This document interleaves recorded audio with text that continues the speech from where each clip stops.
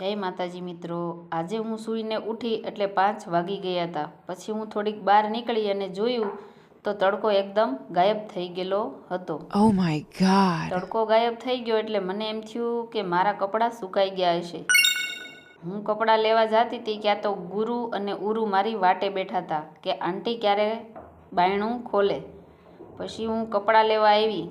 મારા કપડાં હજી સુકાણા તો નહોતા પણ તોય મારે લઈ લેવા પડ્યા. આહા. સામેવાળા બા એમ કે પૂનમ 5 થી 6 વાગે એટલે કપડાં તારે લઈ લેવાના, અને જો મોડું થઈ જાય કે અંધારું થઈ જાય તો કપડાં કોક વીણી જાય. પછી હું આને ભૂલી ગઈ.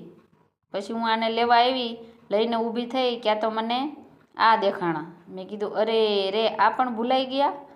પછી મારે આને પહેરાવાના હતા કપડાં. મને આ ખાટલીને કપડાં પહેરાવતા આવડતું નહોતું, પણ મારા મમ્મી અહીંયા આવેલા તો એણે મને શીખવાડ્યું હતું.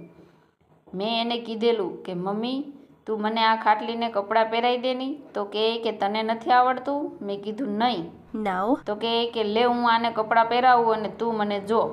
પછી મેં શીખી લીધું અને પછી મેં પણ કપડાં પહેરાવી દીધા. કે તો કિંજલબેન પોઝ મારવા બેસી ગયા. કે તો ઉર્વિકાબેન આવ્યા, આંટી લે મારા પણ 2-3 ફોટા પાડી લે. પછી મેં આ કામ લઈ લીધું. આ સોળી અમને કોઈ આપી હતી નહીં, આ તો અમે બજારમાંથી લાવેલા વેસાતી. પછી મેં આ સોળી ખોલી અને રસોઈ બનાવી દીધી. રસોઈ બનાવી અને પછી અમે નીકળી ગયા ચાલવા.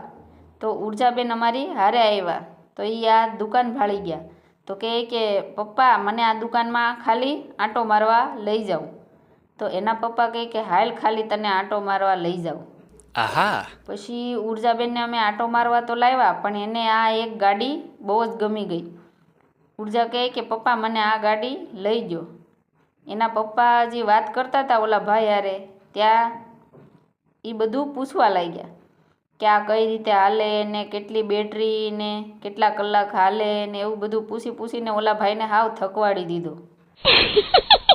પછી કે અમારે હમણાં નથી લેવી, અમારી પાસે પૈસા આવશે ત્યારે અમે લઈ જાશું. ઉર્જા કે મમ્મી લઈ દે.